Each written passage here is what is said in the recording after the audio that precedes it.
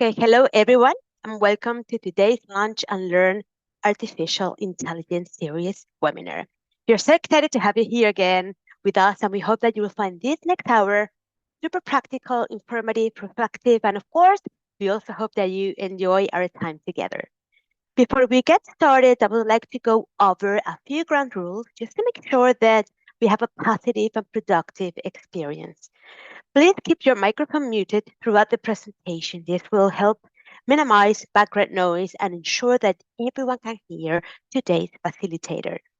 If you have any questions for our professor, for Professor Elzarca, please use the chat function to submit them. We'll try to address as many as possible during the webinar.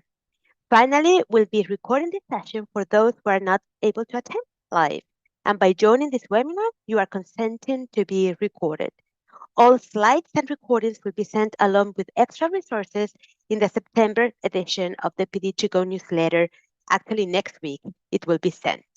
So welcome again to September's Professional Development Webinar, Artificial Intelligence for Research and Scholarship. We're going to have a great conversation about how we can use artificial intelligence when we're doing research, when we're doing any scholarly work. And for that, let me introduce today's facilitator, Dr. Sami Elzarca. He's the Director of Institutional Research here at Radcliffe University. Dr. Elzarca has served multiple roles in the areas of assessment, accreditation, faculty development, and data analytics and presentation. So he currently serves as an annual reviewer for the American Education Research Association, reviewing session submissions focused on the use of data in higher education. It's an honor to have you here with us, Dr. Elzarca. Thank you so much for offering your expertise in the field. And welcome everyone again. And we are ready to get started. The floor is yours. Thank you. Just a couple of notes.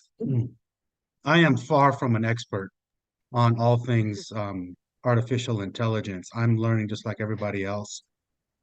I do have a presentation, but it's very brief and it's intended to be conversational. So at any point throughout the presentation, I highly encourage all of you to chime in, possibly give examples of experiences you've had related to whatever it is that we're discussing in that moment. It really is intended to be a facilitated discussion. So I do hope that we can generate a lot of shared knowledge and some best practices through this experience. Let me share my screen here real quick.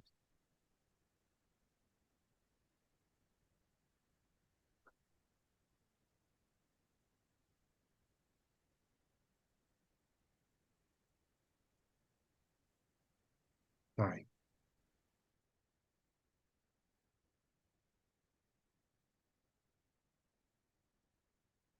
Okay, so here's what I have prepared for today. A very brief presentation covering some very basic uses of AI, some terminology that's common in the world of AI, couple of caveats related to use of data, and then we're going to end with some tools and some programs that you all might find useful in both your teaching and your research work as well. So, with regard to uses of AI, uh, we have um, we have a few things to consider. So, first off, AI can help you discover and synthesize information. And so researchers find relevant literature and can identify research gaps. Um, it also can help you in the accessing and gathering of information. And this is especially helpful with regard to complex data sets or large pools of data. It can help you with productivity in terms of streamlining the research and the writing process, which can increase your general productivity.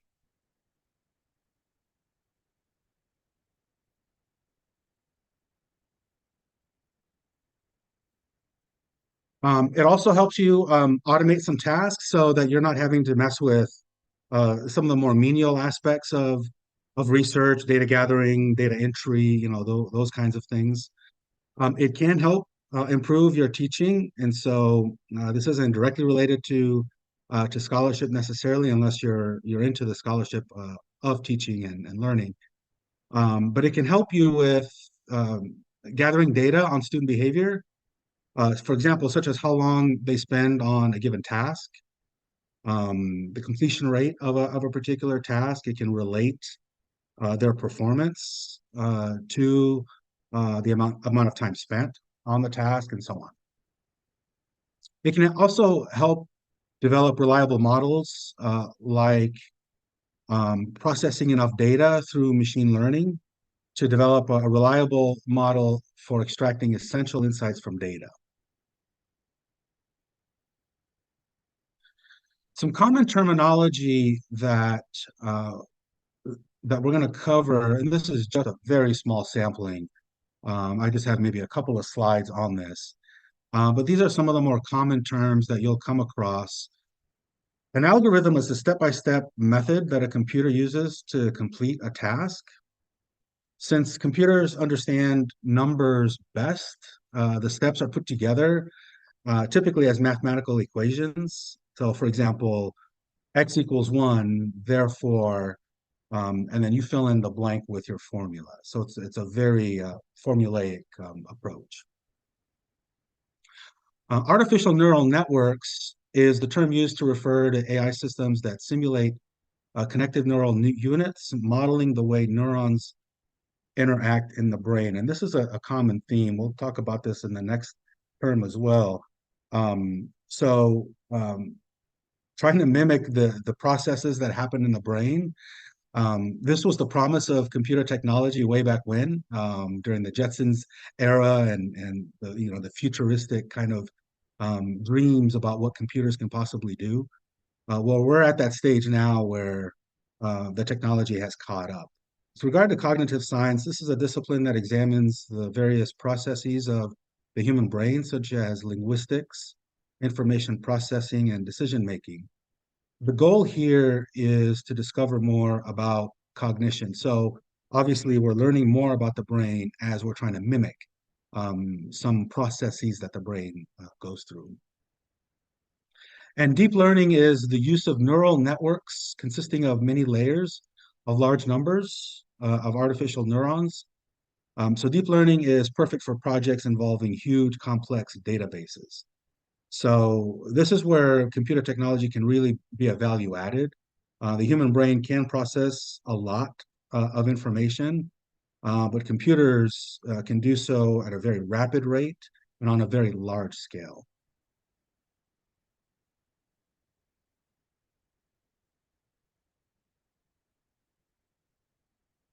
Expert systems are computers that model the decision-making ability of human experts.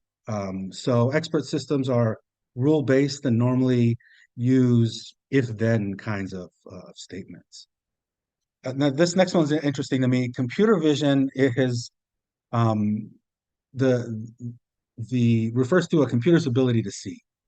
Now, it's important, and it's important because until now, computers relied on human reporting for things that required vision. Excuse me.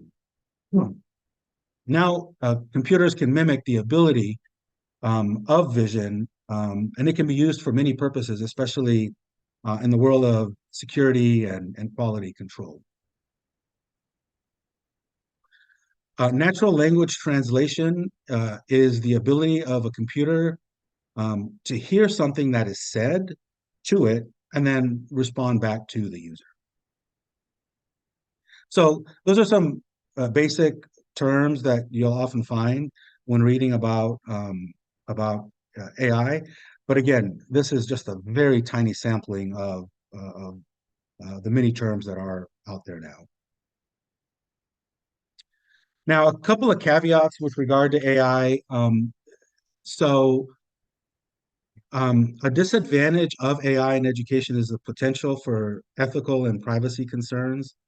So AI systems collect and analyze a significant amount of data on people, especially if you're doing research on students or on faculty or whoever you may be researching. And so you may include their performance, their behavior, some personal information. So there's a need to ensure that these data are handled securely and with the appropriate safeguards for privacy. Okay, with regard to tools, we're going to go over just, so again, a small handful of tools that are available out there. These tools will cover a variety of areas with regard to research. So a lot of the tools, when it says it'll help your writing, they really mean what they really mean is grammar, writing style, um, tone, that sort of thing. Other tools will help you in the search process. So if you're looking for articles in a given topic area, these tools can really help in tracking down some of those research articles and assembling them for you. Tracking and analyzing citations, this is very useful um, because when it analyzes a citation, it gives you a really comprehensive summary. It may even give you a score so that you know how valuable it might be for your particular purposes. And then summarizing articles, this is intended to go beyond the abstract. So if, let's say you're looking at research of a particular research methodology, um, abstracts typically don't get into a lot of detail with regard to their methodology, though they tend to set up their research study, um, give you maybe a statement about how they collected the data, and then focus heavy on their conclusions and the results. So what these software tools will do is go above and beyond that and give you more detail. So the first set of tools that we're going to look at um, have to do with actually all of these things. So Research Rabbit finds and organizes research papers, tracks citations, and creates bibliographies for you. Now, again, this probably should have been a caveat as well. I would say none of these tools are perfect.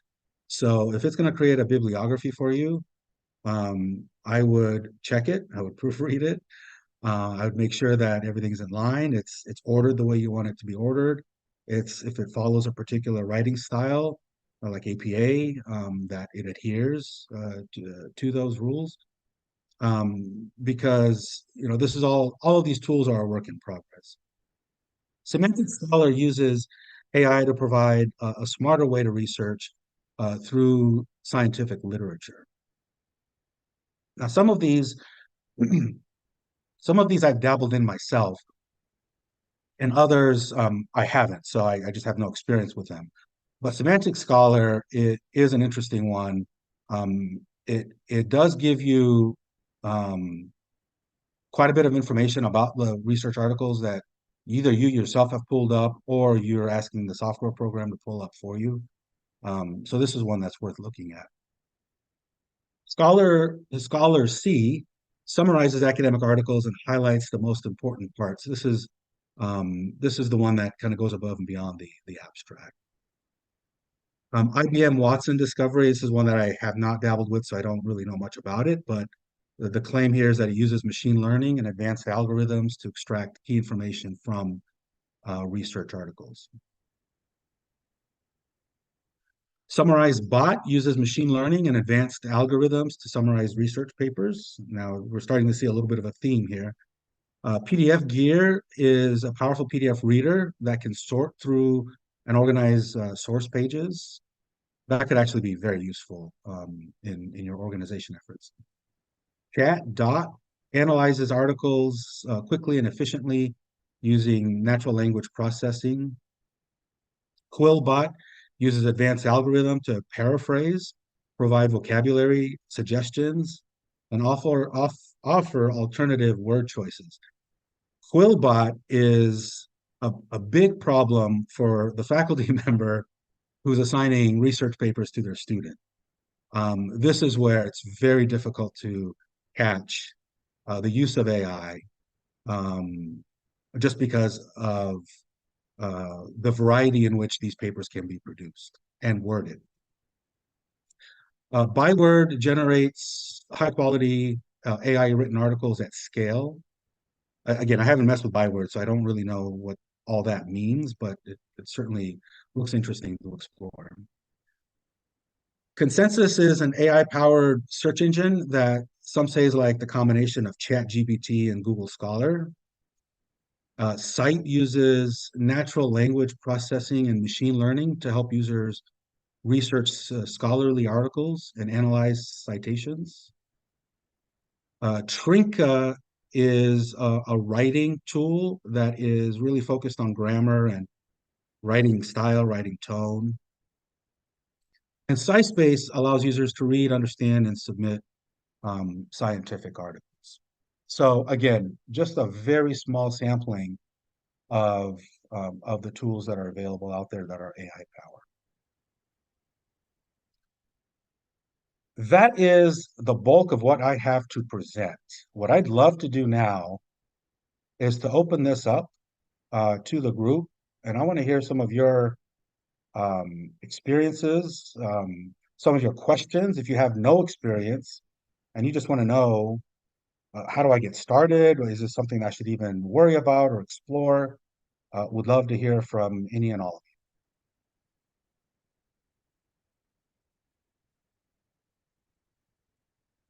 Yes, I don't know how to start. This is Kate.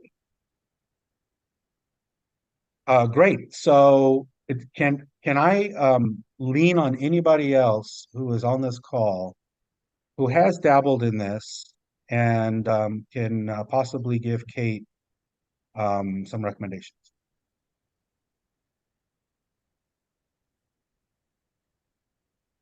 Dr. Andrews, the way I started really was just by jumping right in. So, say for example, ChatGPT, just because it happens to be one of the most popular LLMs that are out there, I just went right in and I said, okay, this is not bigger than me, right?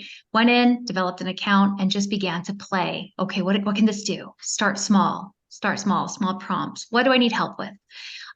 Later on, I started becoming a little bit more familiar with LLMs and I jumped right on into image generation. And actually, there's somebody on this call that kind of clued me in to Rimini and try it on, I think it's called. And I started playing with that. All right, great. They offer a free trial. And I began to play with that and see what the capabilities were. Later on, more image generation. Okay, I want to develop a brand new, never before developed image of faculty flying on pencils. I gave that example one time into the sky, and they all have party hats on. And I began to just mess around with this.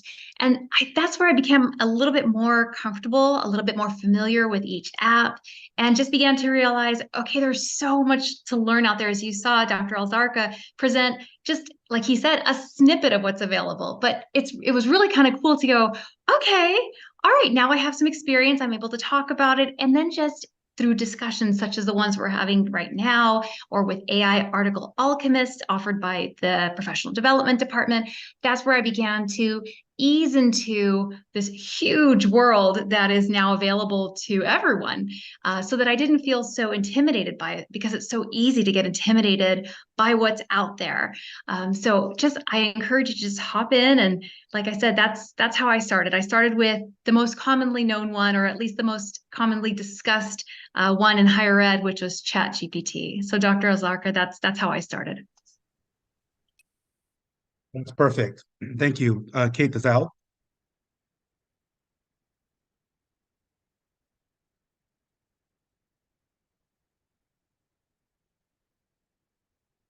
You're on mute, Kate, if you don't know.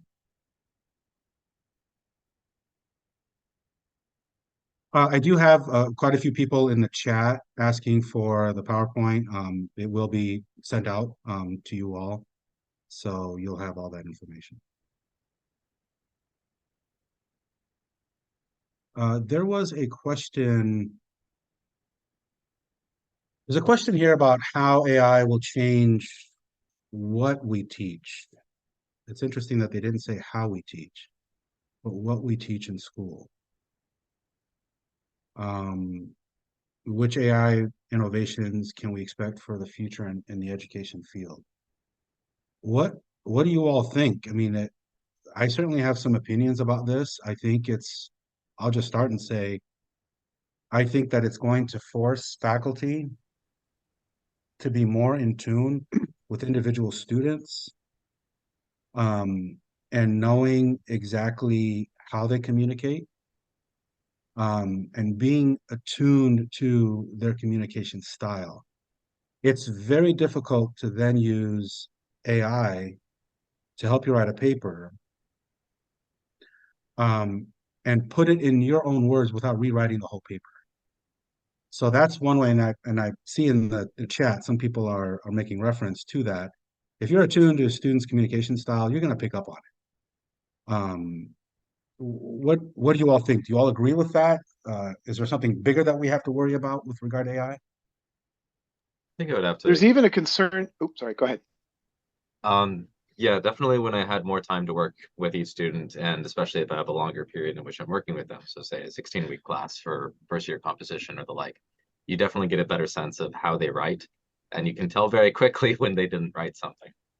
But that's not going to be as possible if you're just doing an 8-week course, or if it's something where you don't have the time to actually be checking in on their research and so forth.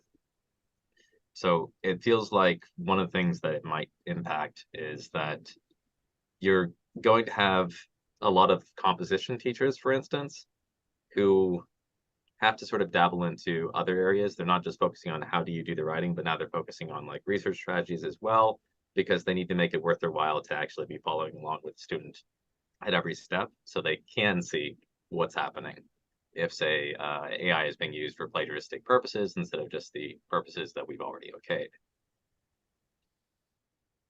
Brian, when I've had these discussions with students, what I've heard them say is that they often, well, at least what they tell me as a faculty member, is they often use AI to help them get started on a research paper. So it may provide them an outline, or some talking points, or some things to consider.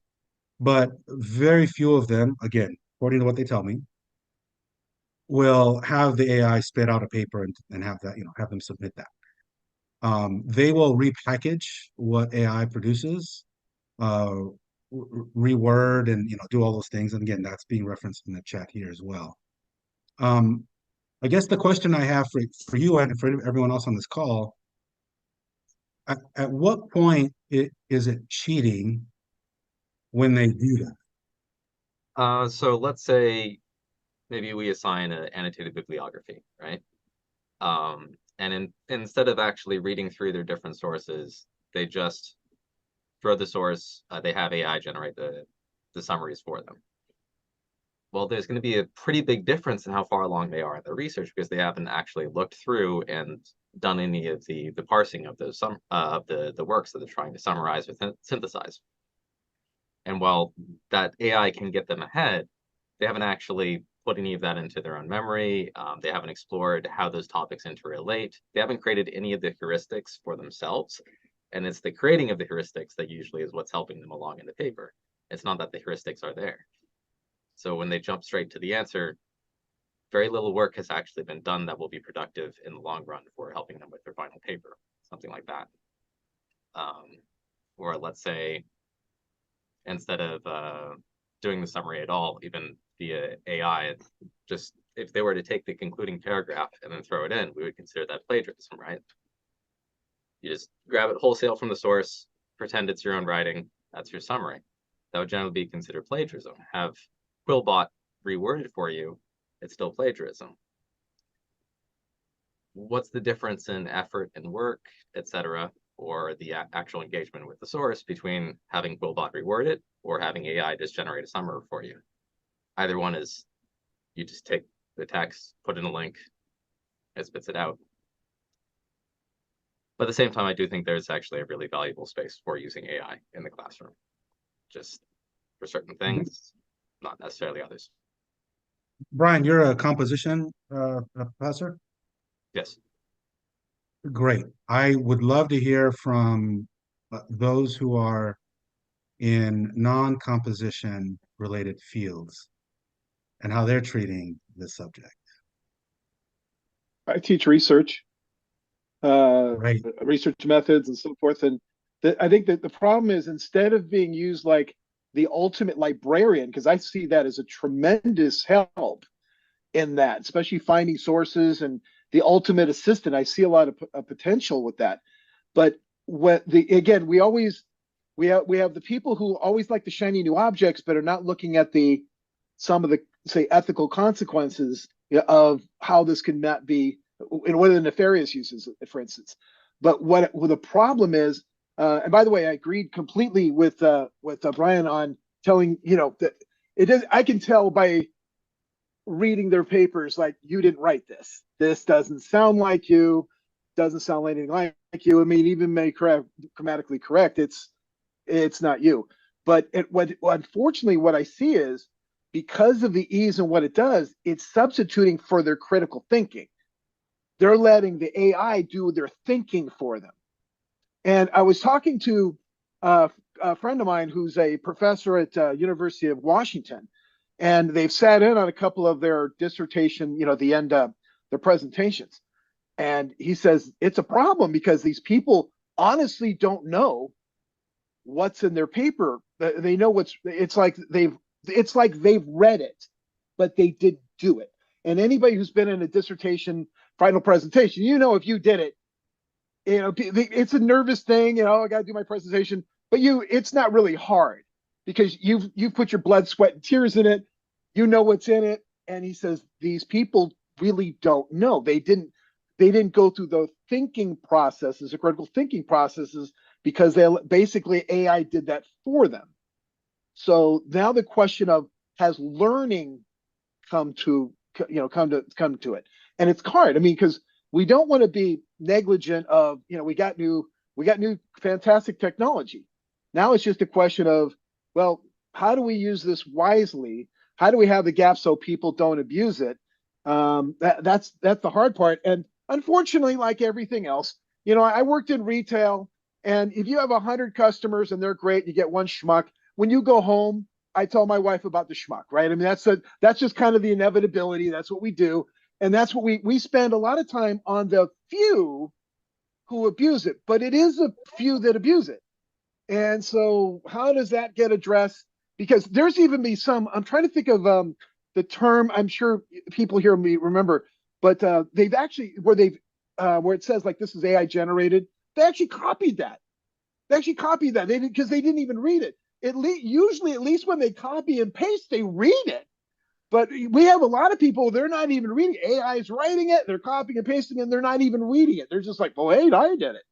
And I even had one student say, well, it's not my fault, that was AI's fault. I'm like, you can't use that as an excuse. And again, we're talking about the few. That's what takes up a lot of our conversation. I know Dr. Flores has been really, I don't want to say pushing it, but she's been an advocate of the use of this new technology, and which is a smart thing to do. And but I, as a teacher, as a professor, I deal with the negative side of it. And again, that just takes up like anything else, like 90% of your time is taken up by 10%, and it's similar in that regard. But I guess my concern is the fact that I don't see that when it's a substitute for the critical thinking. And that's my issue. As a ultimate librarian, I started playing with, like Dr. Flores did. I'm like, I don't know what I'm doing. I'm 105 years old. I'm not good at this stuff. Nobody has ever said, I need tech support. Let me ask my dad. It's always the other way around. It's the other, like, here, get over here. Help your dad, because this is why we gave birth to you. And get over here and help us out. So it's I'm struggling, playing with it.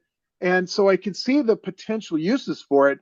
But at the same time, I understand why some students get lazy with it and let it do all the work. The problem that we're running into is that the average number of the aforementioned schmucks is growing by the moment. We're kind of past the few who were early adapters to this. Now, virtually everyone has been at least dabbling, and of those virtually everyone who's been dabbling, at least half of them are now incorporating it. And that's what I'm running into even with Capstone, which it's ironic because this week is annotated bibliography week in the College of Engineering and Technology Capstone, and I am, full disclosure, my students are very good. They're holding the line, and I'm so proud of them for doing that. They're doing the work, they're reading the articles, and I can tell because I know these students because I had them 2 years ago or somewhere in that in MIS 500. So I know these students' style, I know who they are, I know them by name, I know their kids, I know their cats. But I also know the ones who immediately, I know the ones they used it in their first class and they're using it here and they've used it throughout their entire program. I just know it. And so we are at an inflection point, aren't we? And to our esteemed colleague Kate's question, there are a number of very good introductory courses free that you can take to introduce you to prompts, to take you through kind of the soup and nuts of this stuff. And I would highly encourage you to avail yourself of those. I mean, hello, YouTube. There's some really good information about to sort of indulge in that. But as far as the understanding of the body of knowledge by graduate students when they hit dissertation, yeah, I can definitely see that. I've talked to, like someone else mentioned, I talked to some peers and faculty at other universities, some of them extremely well regarded, and they're saying the same thing. People are hitting their dissertation, and when you ask them questions that they should know within their discipline, it's just not there. And I think we're going to have a spate of students who are disappointed that they don't pass their dissertation, and they're asked to go back and read more so that they understand what they're actually supposed to know. I don't know. There's a curse somewhere in there. We're living in interesting times, aren't we? So. And perhaps, Dr. Becker, it means that the dissertation defense is no longer just a formality. That's where it really does become important for the student to show what they know and to be able to talk about their subject in depth. Oftentimes, sometimes I know that defense is like, oh, well, we've already read everything that you had to say about your topic. This is just something that we do as part of the process, but that's perhaps where we really have to sit down, listen, and examine. What do you know? What did you do during your time? I couldn't agree more. That's truth. Absolutely true. I'd like to turn to Sunny, who expressed a concern about the role of AI in cheapening research, scientific research. I know you and Brian have been exchanging some thoughts about this. Sunny, do you want to make your case? Yeah, hello to everyone. I'm really sorry my camera is off for a moment, but yes, as I said, I may be a little bit old school, etc. But I'm really kind of worried about where this is going to go. I can see what's going on currently, or I can pretend to see what's going on currently, but really, what's the future of research? What's the future of actually determining whether or not the research paper is of a high quality?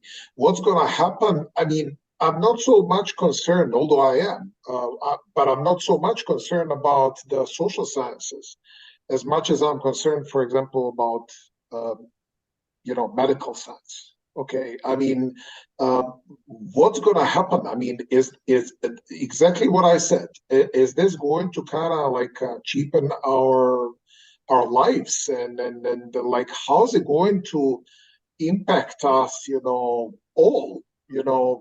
across the field and across the globe. Really, that's what I mean. Okay, I mean, I know that it's that with the computer age, comes benefits, etc. That I'm using myself. Of course, we have citation tools, etc. That people who published research, I don't know, 50 years ago didn't have. It was much harder, and it took much longer to do it. But and great, I mean, if it can help, but in all reality, I'm very much concerned about my students and my other places where I teach, etc. Around the globe, I'm very scared of them leaving the university, okay, carrying a diploma that doesn't have any merit. Okay, that's basically what I mean. Well, Dr. Sunny, even 4 years ago, we were seeing, I mean, this is a trend that started in the before times, before AI. We were reading about redacted articles and major journals having to pull a significant number of articles because the scholarship was either plagiarized or p-hacked. I don't know if any of you remember this. It's been a handful of years ago, but there was a significant number. Well, Yeah, didn't you the remember this? Stanford, Yes, Stanford that's what I'm. president just got, and two Harvard professors just got the whack. Yeah. And that's a little. Some of that has to do with it's the pressure of publishing, and Lord help you if you can't reject your null hypothesis. Bingo. You're Exactly. a failure if you do so, and that's the unfortunate. That's what happened with the professor in Harvard. She was like, couldn't reject it, so I'm going to manipulate it. Doug Jones also of in Eugene with the climate change stuff in 2003. Phil Jones. It didn't work, so I got to manipulate the data. So we have this tool that now makes that much more convenient and harder to catch.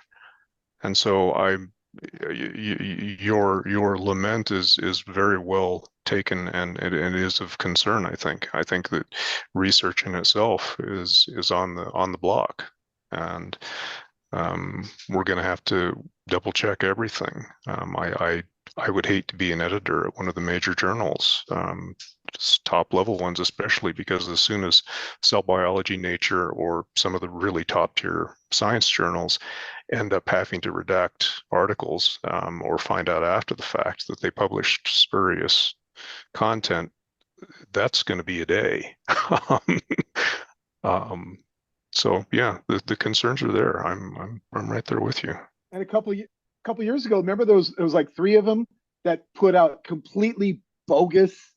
They sent it out 21 different, and it got published. They like 7 out of 21 or something like that got published.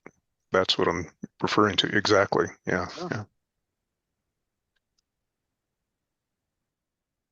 Going back to the teaching side, there's some commentary in the chat that says that our students are overwhelmed, they don't have time, and they're resorting to what they feel like their best option is. And so they use AI to help them with their overloaded schedules. And there's several who agreed with that sentiment. Do the rest of you agree with that? Is it an issue of time and being overloaded? Or is it an issue of competence? Or is it an issue of laziness? What do you all think? First of all, it's not overwhelmed of what? From what? I was a student 25 years ago, and I was carrying a full-time job and studying and being a varsity football player, etc. And I managed it all. Okay, I don't know what are they overwhelmed with. Okay, I think they have so many tools at their disposal that make their life so much easier. Okay, I'm the generation that went to library for knowledge. Okay, I didn't have the tablets or PCs or whatever. I mean, it was just the beginning of the PCs usage. So I'm not really sure what are they overwhelmed of? And I don't kind of take or tolerate comments like that, or actually excuses like that. Hey, I didn't have time, etc. You know, the point is that the university, at least how I see it, you know, and I've been doing this job for the past 14 years. Okay, I see the university as the platform for creation of somebody successful, you know, whatever they do in their future, hold a job or run a company, etc. But you know, they need to develop certain level of grit by going to the university and by simply doing the work. It's a drill, right? So they're supposed to be uncomfortable. It's supposed to, at least that's what I was told when I was a student. Okay, you are growing when you are uncomfortable, when you are doing something that you are uncomfortable with, right? At least that's how I see things. I'm looking forward to other comments. I'd actually like to hear from Brian because he didn't use the word grit, but I think he was describing related attributes to grit. Brian, what do you think? So I just wanted to say, like, first off, I do feel a lot of that, even just in the small time since I was an undergrad versus now. When I was an undergrad, it was usually like you expected about 3 hours of homework per week per unit, atop going to class. And now the expectation seems to be including going to class, so 2 hours of homework per unit, which is a pretty large reduction already just inside of like 10 years time. Now, I don't know if grit is really the thing that has most changed there. A lot of times it feels like there's less of an emphasis on what you're sort of getting out of the cognitive task itself, and there's maybe a little bit more of a perceived interest in the end product. I think a lot of that has to do with just you're used to seeing rubrics now, you're used to seeing the grades all laid out for you. Everything's very precise, and everything feels a little bit more maybe systematic. And just in general, in a lot of their lives, they're used to this sort of, this is worth this amount, there's the exchange value, and if it's not part of the exchange value, then ignore it. You need to gamify things to survive. You need to figure out what you should be focusing on and what you shouldn't be, and it doesn't matter so much what your interests are, you should be optimizing. This probably goes from everywhere to like the way that we treat a lot of times, at least social media treats the art of relationships now. Video games, anything you look at, there's just a lot more of the optimizing everything. And I think one of the things we could maybe try to do about that is maybe to take our time a little bit more with assignments, de-emphasize the end product a little bit, more emphasize like the actual experience of going through it. Look at the opportunities for growth within the assignments, because that is ultimately what you're taking away from the university. You are not going to look at the assignment again, most likely. You're going to throw it in the trash, it's done. What you're taking with you is whatever you learned in the process. And if we can try to, I don't know, almost wean people off of grades a little bit, there's sort of like a near addiction of how do I get the best grades for everything. Probably impossible. That's quite a pipe dream, but getting them more interested in learning itself. Sorry, that was a long rant.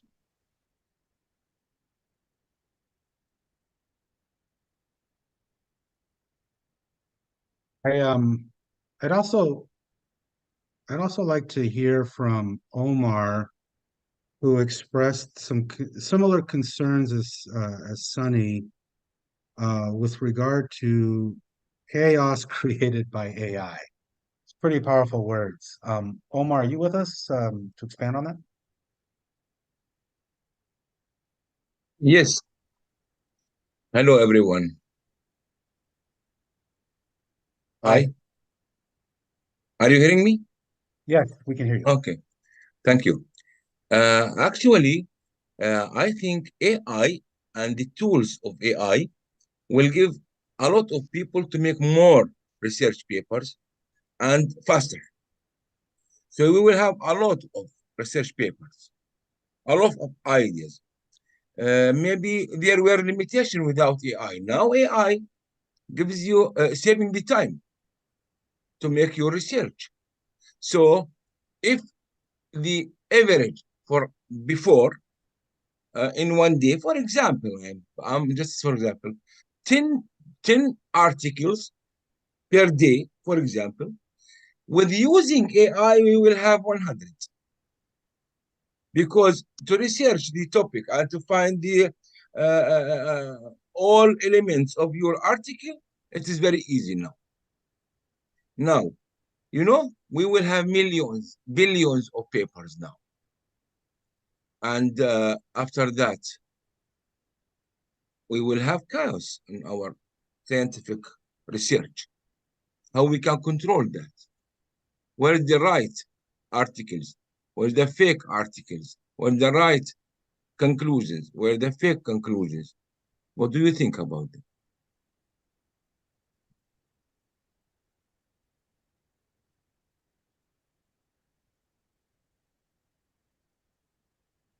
So Omar is emphasizing the need to focus on quality versus quantity. And he's defining quality as focusing on the right articles and coming up with the right conclusions. Is that correct? Yeah. Yes. Okay, that's one thought. Other opinions? Other thoughts?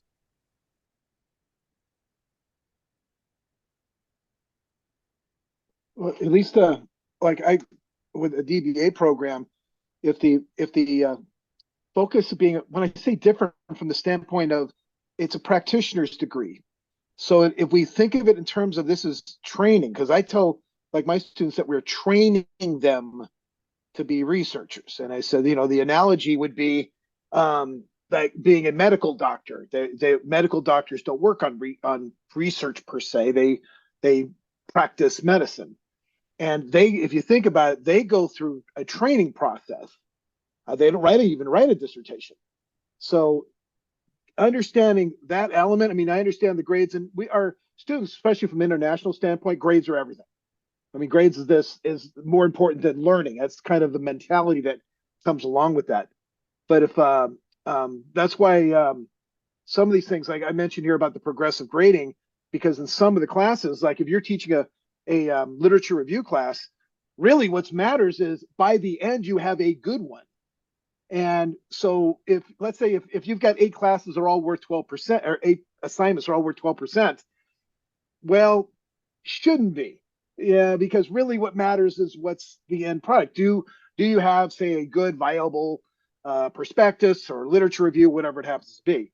And I think if we kind of focused more on that on the end, on those classes that are like that I believe that would help, because they'd understand the cumulative effect, and understanding that this is to help them understand the processes of research. I mean, it's really, the DBA is Six Sigma on steroids, is really what it is. You're learning how to be a researcher. Our students are going to be that hopefully they're going to be either as consultants or whatever, they're going to be hired to do research. Most of them won't publish, not because they won't be capable of, but because they're going to be in jobs that they won't let them. I use the example like US Bank has hired you to be a consultant to fix this. You think US Bank's going to let you publish that? No. So you're doing a lot of research, but you're not into that vein. There's always people, again, I mean, we're not saying they wouldn't be allowed to, or incapable of it, I should say, but they just won't be. So if we kind of like put them in the vocation, like understand the vocational aspect of it, understand the training that goes with it, I think that would help.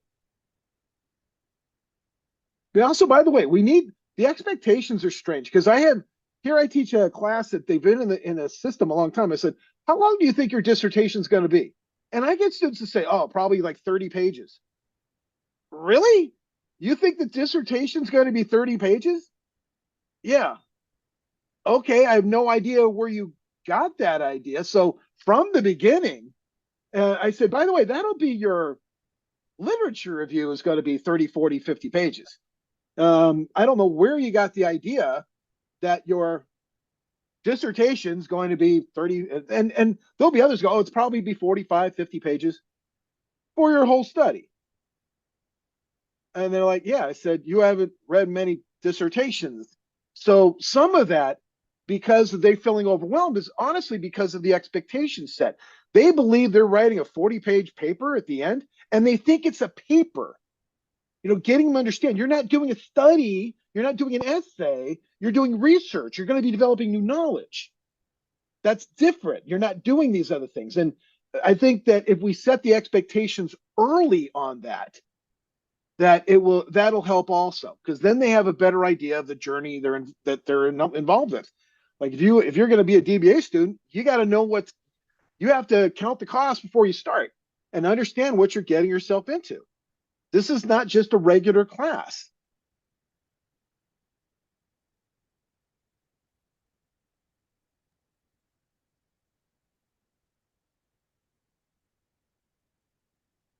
Thank you. There's Sorry, sorry, go Dr. ahead. Tarek. I just wanted to say that we launched just a second ago and poll to see if you have ever led your students through the proper use of any artificial intelligence tool, and we have a tie.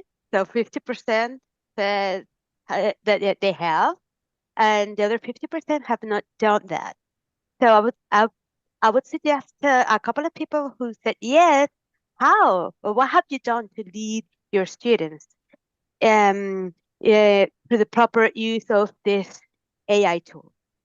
If we can share some tips and ideas.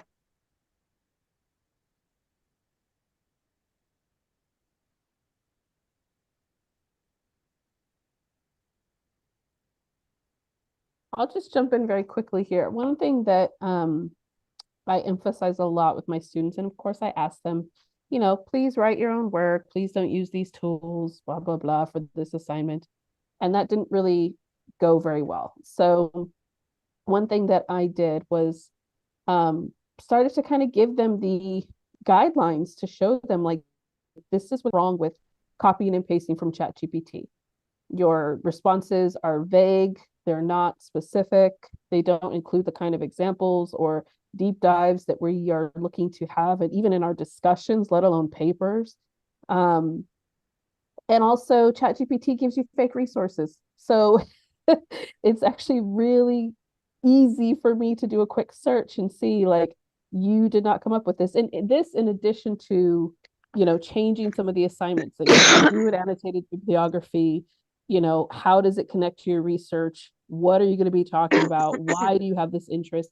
Having that personal element. And I know that that's harder in some disciplines than others, but it also changes kind of, again, I think Professor Nelson, Dr. Nelson, you were saying, emphasizing the experience of the class, right? I really loved that because I think that that's so important. I have a lot of non-traditional students. They are not there to become top researchers in their field. They're simply not. They can't even fathom it, right? They are trying to figure out, how do I get this degree? How do I make more money for my family? How do I, earn a better income? How do I live this American dream? And so they don't necessarily come in, they come in with that gamification that I need to be an A student and earn these points mindset. And so the idea of taking a tool like any AI tool, really, and using it to make them stronger in their critical thinking, make them stronger in their research, it doesn't really dawn on them until we start having more conversations around it. And I've had 2 students in the last month email me and say, you're my first professor to actually come to me and say, these are not evil tools. These are not things that are, and thank you for that, because and they are overwhelmed, and yes, they have to figure that out. I'm very clear on my classroom requirements. The requirements in this course are not dictated but from your personal life. Thank you for telling me about your personal life. I hope it gets better and things settle down for you. But that's not what these late policies are take into consideration. And so, you have to kind of look at the whole situation of what's going on with students and try to address it from there. And I'm hoping that we can do more of that, especially in our dissertation process, because it does put a lot of pressure, I think, on the committees and the librarian and other people to, work with the students after they're really far along in the process versus early on. So I just wanted to add some comments.